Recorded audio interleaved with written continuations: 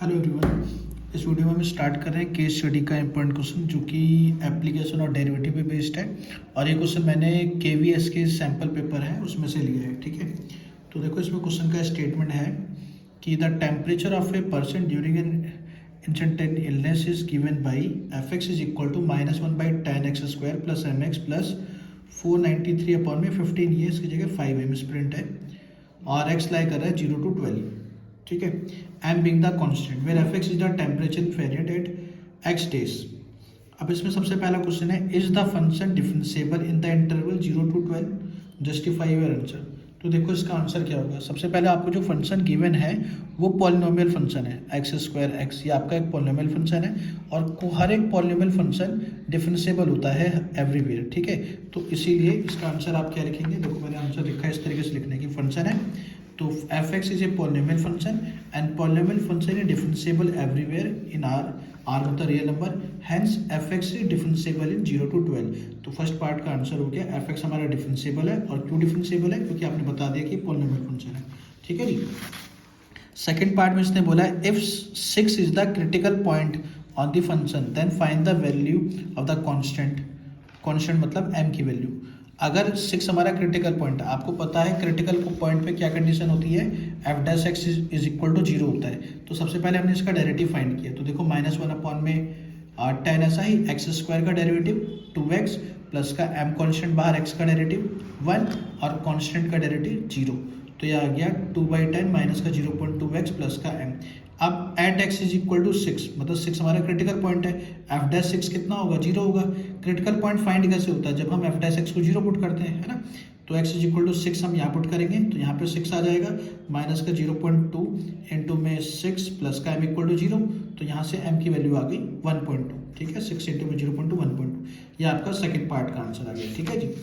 Third part में इसने बोला है कि find the interval in which the function is strictly increasing and strictly decreasing. देखो सबसे पहले हमने इसका डेरिवेटिव किया, ऊपर भी डेरिवेटिव किया था, तो यहाँ से माइनस का 0.2 कॉमन लेके आ गया x माइनस का 6। अब for strictly increasing F dash x greater than 0 होना चाहिए, तो एफ डैश एक्स की वैल्यू पुट करी। अब ये माइनस का 0.2 जैसे ही डिवाइड में जाएगा, यहाँ 0 के अपॉन में जाएगा, माइनस उधर जाएगा तो साइन चेंज हो जाएगा इनइक्वालिटी का, ग्रेटर देन की जगह पे क्या आ जाएगा लेस देन। ठीक है जी। तो यहाँ से x लेस देन 6 हो गया, इसका मतलब 0 से लेकर के 6। 0 पे क्लोज क्यों लगाया है, क्योंकि 0 पे यहाँ पे क्लोज दे रखा है, ग्रेटर देन इक्वल टू 0 दे रखा है। ठीक है, बाकी सिर्फ लेस देन है तो यहाँ इसलिए यहाँ पे ओपन ब्रैकेट लगाया है। तो ये आपके पास आ गया interval in which the function is strictly increasing.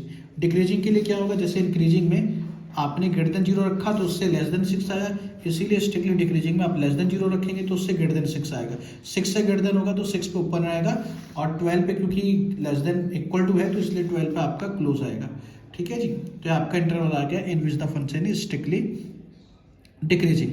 अब इसका जो ऑप्शन वाला पार्ट है, इसके ऑप्शन वाले पार्ट में इसने बोला है कि find the point of local maximum and local minimum if any in the interval as well as the point of absolute maximum absolute minimum अगर इसमें है तो। ठीक है, तो फाइंड करते हैं। देखो सबसे पहले लोकल मैक्सिमम मिनिमम।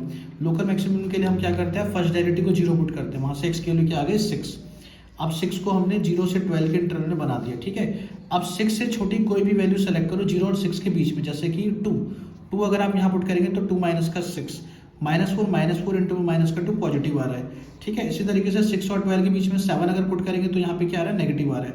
अगर हम पॉजिटिव टू नेगेटिव जाते हैं किसी वैल्यू से तो उस पॉइंट पे फंक्शन हमारा क्या होता है, लोकल मैक्सिमम होता है।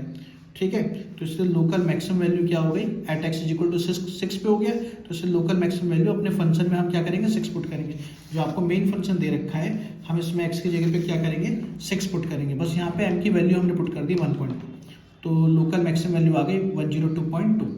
ठीक है, अब एब्सोल्यूट के लिए क्या करेंगे, एफ डैश एक्स को 0 पुट करते हैं, फिर जो x की वैल्यू आती है उसको, और जो हमें एक्सट्रीम वैल्यूज दी होती है मतलब जहाँ पे x लाई करता है 0 और 12, उनको हम यहाँ पुट करते हैं फंक्शन में। हमने तीनों को पुट किया अपने मेन फंक्शन में, तो वहाँ से हमारे पास जो एफ एक्स की वैल्यू है 98.6, 102.2 और 98.6 आई।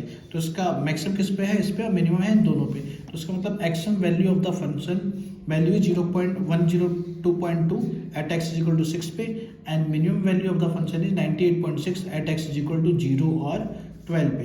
तो ये इसका एब्सोल्यूट मैक्सिमम मिनिमम का पार्ट हो गया। ठीक है जी। क्वेश्चन बहुत इंपॉर्टेंट है क्योंकि केवीएस वाले पेपर ने बनाया है, तो आप सब इसे जरूर करें। ठीक है।